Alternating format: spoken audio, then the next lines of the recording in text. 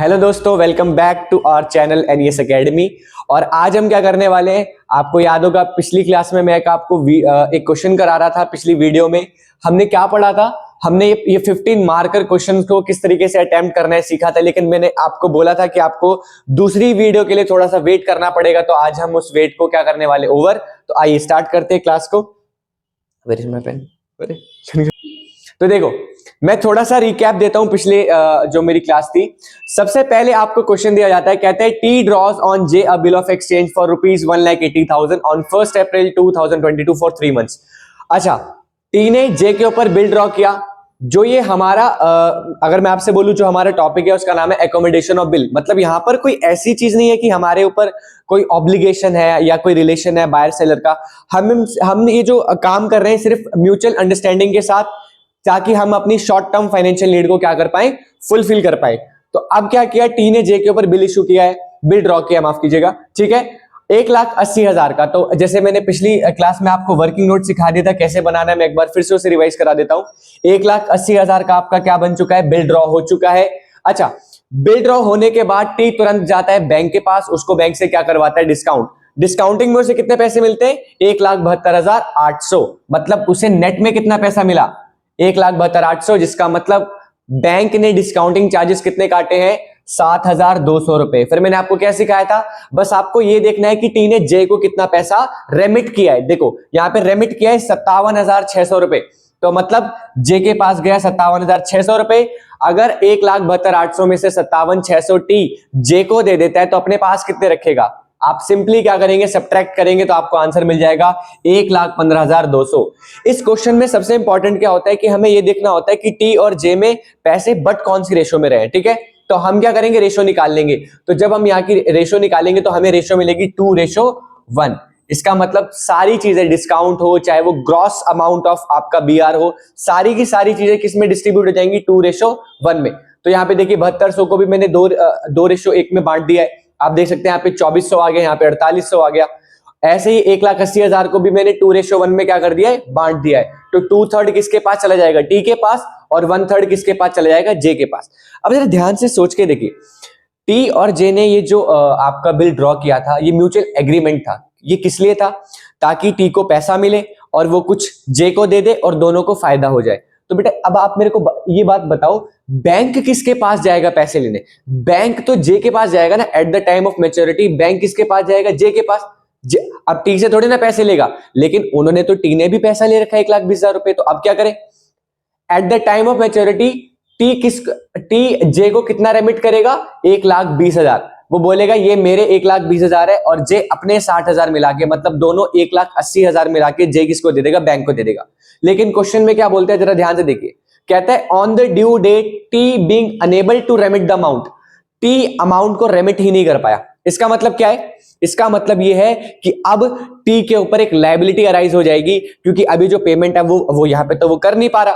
तो अब क्या होगा, ध्यान से समझो, T being unable to remit the amount due accepts a bill for ₹2,52,000। अब उसको क्या मिल जाएगा, उसको 2,52,000 का बिल मिल जाएगा। क्या अब की बार दोबारा से टी ड्रॉ करेगा, नहीं, अब की बार टी ड्रॉ नहीं कर सकता, क्योंकि उसने क्या किया है, यहां पर उसने सारा डिफॉल्ट तो टी का ही है।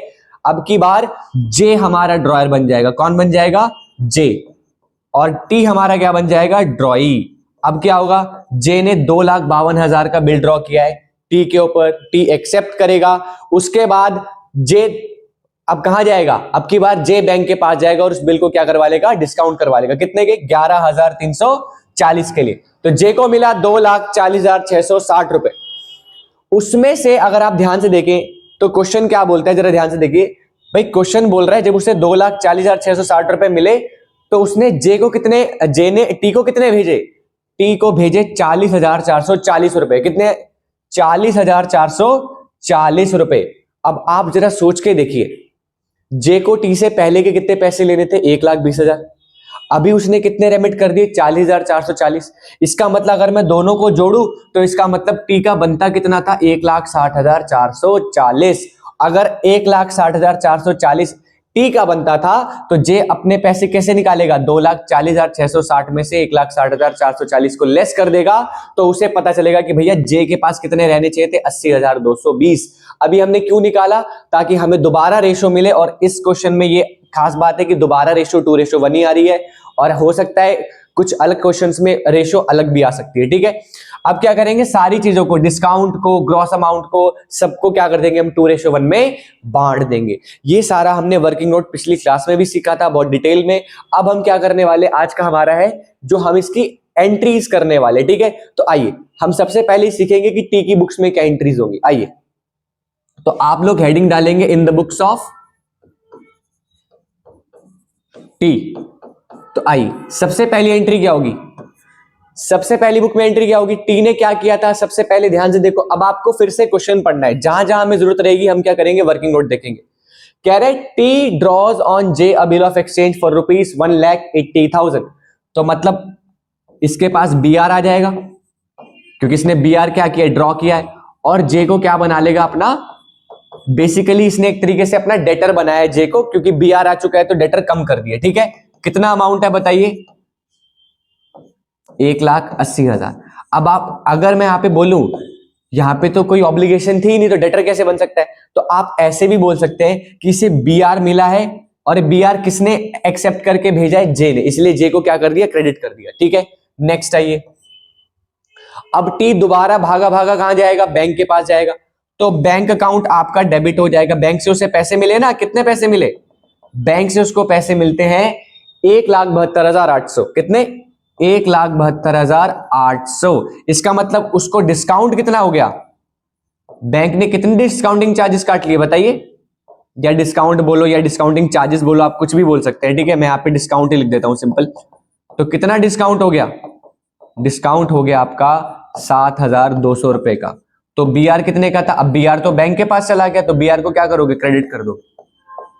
Credit what goes out, B R although हमारी एसेटी है ना। तो आइए यहां से अब नेक्स्ट एंट्री में जाते हैं, ध्यान से, आराम आराम से सारी एंट्रीज हमें करते रहना है। अब बताइए नेक्स्ट क्या होगा, टी ने रेमिट किए हैं किसको, जे को 57,600 रुपीज।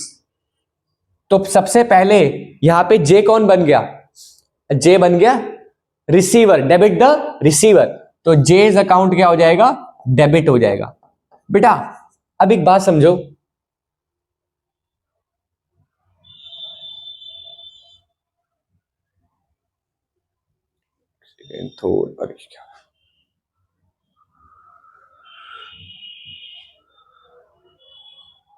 देखिए ध्यान से, एक चीज जरा ड्यान से समझना, टी ने जे को जो भेजे 57,600 भेजे क्योंकि उसे बैंक से उतने मिले, लेकिन लाइबिलिटी तो उसकी 60,000 की बनती है ना। ड्यू डेट में जे को पैसे कितने देने, 60,000 देने। तो अब क्या होगा, यहां पे जरा ध्यान से समझिएगा, यहां पर क्या होने वाला है, यहां पे जब आप उसे जे को डेबिट करोगे ना, तो आप करोगे 60,000 से, कितने से करोगे, 60,000, और बोलोगे कि मेरी जेब से जो पैसा गया बैंक के थ्रू अगर मैंने पेमेंट करी है, तो वो केवल गया 57,600। अच्छा, यहाँ पे बैंक भी यूज कर सकते हो आप, कैश भी यूज कर सकते हो। ठीक है, अब बचा क्या, बचा ये जो आपको डिफरेंस आ रहा है, वो कितने का आ रहा है बताओ, कितने का आ रहा है डिफरेंस, 2,400 का आ रहा है डिफरेंस। ये 2,400 का डिफरेंस क्यों आ रहा है, क्योंकि ये डिस्काउंटिंग चार्जेस है। अब कई बच्चे बोलेंगे ये तो डिस्काउंटिंग चार्जेस तो हमारे लिए क्या एक्सपेंस है, तो क्रेडिट क्यों किया है, नहीं, टी ने जब उसे 60,000 रुपए ट्रांसफर किए, सॉरी 57,600 ट्रांसफर किए, तो उसने क्या किया, उसे 2,400 का डिस्काउंट भी ट्रांसफर कर दिया कि भाई ये कौन पे करेगा, तू पे करेगा। अगर वो बियर करेगा वो 2,400 का डिस्काउंट, तो ये तो इसके लिए फायदा ही है ना, तो इसलिए टी की बुक्स में क्या कर दिया, क्रेडिट कर दिया। क्या मेरी बात समझ में आई आप लोगों को, ठीक है। नेक्स्ट क्या बोल रहा है, अब बोल रहा है on the due date T being unable to remit, इसकी कोई एंट्री नहीं करेंगे। अब हम सीधा क्या करेंगे, जैसे ये अनेबल हुआ रेमिट करने के लिए, आपके जे ने क्या किया, एक इसके ऊपर बिल ड्रॉ कर दिया। अब की बार जे ने इसके ऊपर बिल ड्रॉ किया है, तो ये क्या है, बिल्स पेबल बनाएगा। क्या बनाएगा, बिल्स पेबल, क्योंकि ये ड्रॉ ही है इस केस में, ठीक है। और जे को क्या कर देंगे, डेबिट कर देंगे। जेज अकाउंट क्या कर देंगे, डेबिट। कितने से, 2,52,000, 2,52,000, ठीक है।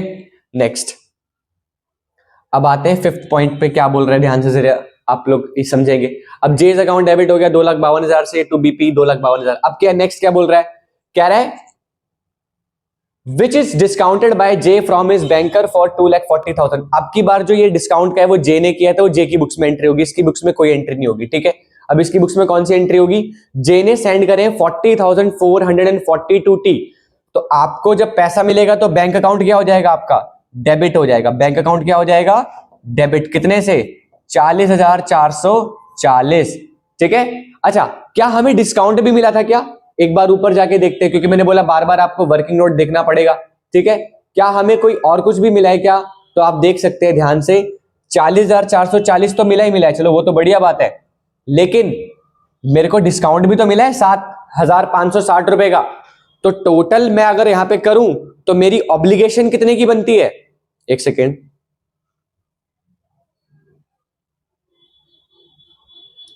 अगर मैं टोटल देखूं तो मेरे को डिस्काउंट भी मिल गया। कितने का मिल गया डिस्काउंट, डिस्काउंटिंग चार्जेस मुझे कितने के मिल गए बताइए,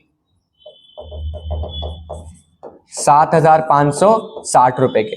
मतलब मेरे को टोटल में अगर देखा जाए तो मेरे लिए जो मेरा ये हम किसकी बुक्स बना रहे, टी की, तो जे मेरी जो लायबिलिटी है वो कितने की बन गई, 48,000 की। कितने की बन गई, 48,000 की। क्या मेरी बात समझ में आ रही है आपको, ठीक है। क्या इतना डन है, एक बार हम इसे क्रॉस चेक भी कर लेते हैं। 40,440 प्लस, बिल्कुल सही, 48,000, ठीक है। अब आते हैं नेक्स्ट एंट्री पे, सिक्स्थ एंट्री। अब क्या बोल रहा है, ध्यान से देखो, कह रहा है before the maturity of the bill T becomes bankrupt and he state paying 50 पैसा इन अ रुपी। अब देखो बोल रहा है आप बैंकरप्ट हो गए और आपकी जो स्टेट है उससे सिर्फ आपको 50 पैसा, मतलब जो भी आपकी लायबिलिटी है, टोटल लायबिलिटी, उसका आप केवल कितना चुका पा रहे हो, 50% चुका पा रहे हो। तो पहले जैसे ही आप लोग क्या होते हैं, आप ऐसे समझ सकते हैं, जैसे ही आप इंसॉल्वेंट हुए तो जो आपने बिल एक्सेप्ट किया था वो क्या हो जाएगा, डिसऑनर हो जाएगा। क्या हो जाएगा, डिसऑनर। तो आपने बिल्स पेबल क्या कर दोगे, क्रेडिट कर दोगे, क्योंकि सॉरी डेबिट कर दोगे। आपने पहले क्रेडिट किया हुआ था और दोबारा से जे को क्या बना दोगे, अपनी लायबिलिटी बना दोगे। कितने का बिल था, 2,52,000 का, 2,52,000 का बिल था। क्या मेरी बात समझ में आ रही है, ठीक है। अब यहां पे आते हैं, अब सेवेंथ में क्या होगा, पेमेंट का टाइम आएगा। तो पेमेंट में क्या हुआ है, क्योंकि टी बिकम बैंकरप्ट ही स्टेट पेइंग 50 पैसा इन रुपी, मतलब आपको 100% नहीं मिलने वाला, 50%। तो भैया इसका मतलब ये टोटल लायबिलिटी जे के पास थी कितनी, जे को अगर मैं टोटल लायबिलिटी बोलूं तो कितनी थी बताइए, जे की टोटल लायबिलिटी थी 1,68,000। अगर देखा जाए तो टोटल तो 1,68,000 था ना इसके ऊपर, लेकिन उसकी स्टेट से कितना मिला मुझे, केवल बैंक में अगर मैं देखूं तो मुझे केवल 84,000 मिला।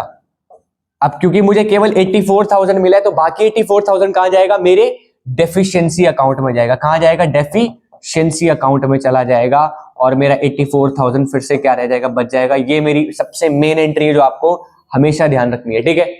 तो इस तरीके से हमने क्या सीख लिया है, हमने सीख लिया किस तरीके से हम क्या करेंगे, हम एंट्री करेंगे बुक्स में किसकी, टी की। टी क्या था, ड्रॉयर था, और टी ही वही बंदा था जिसने सबसे ज्यादा क्या किया, डिफॉल्ट किया है, और उसी ने डिफॉल्ट किया, जिन्हें तो कुछ किया ही नहीं है, ठीक है। तो दोस्तों अब मैंने आपको टी की बुक्स बनाना प्रॉपर तरीके से सिखा दी है। अब बचा जे की बुक्स। अब जे की बुक्स आप सभी के लिए होमवर्क है और बहुत ही आसान बुक्स है, 4 गिन के एंट्री है, आप लोग अपने आप कर लेंगे। बट हाँ ये है कि इस पूरे मैंने टॉपिक में या फिर इस पूरी क्लास में मैंने आपको बस ये समझाने की कोशिश करी है कि ये बहुत ज्यादा आसान टॉपिक है, ऐसा कुछ ज्यादा मुश्किल नहीं है। और ऐसा नहीं है कि यही टॉपिक हम आपको कराएंगे, अगर आपको और भी इंटरेस्टिंग टॉपिक करने हैं बहुत ही डिटेल्ड तरीके से, तो आप कालका जी हमारी एनईएस के एकेडमी की ब्रांच में आ सकते हैं। और बहुत ही मैं आपको बोलूंगा, क्या मैं गारंटी लेता हूं, अगर आप आएंगे तो आप कभी भी ऐसा नहीं होगा आपको लगेगा कि हमने कुछ सीखा नहीं, आप बहुत अच्छे तरीके से सीखेंगे। बहुत ही अच्छी फैकल्टीज हैं और जब आप आएंगे तो आपको पता चलेगा। तो हमारे ऑफलाइन बैचेस भी स्टार्ट होने वाले हैं सीए सीएस सीएमए के, ठीक है। तो आप लोग एनरोल करवा सकते हैं। इसी के साथ मैं आप लोगों से अलविदा लेता हूं। इस कॉन्सेप्ट को एक बार रिवाइज कर लेना और होमवर्क जरूर से करना, ठीक है गाइस, बाय।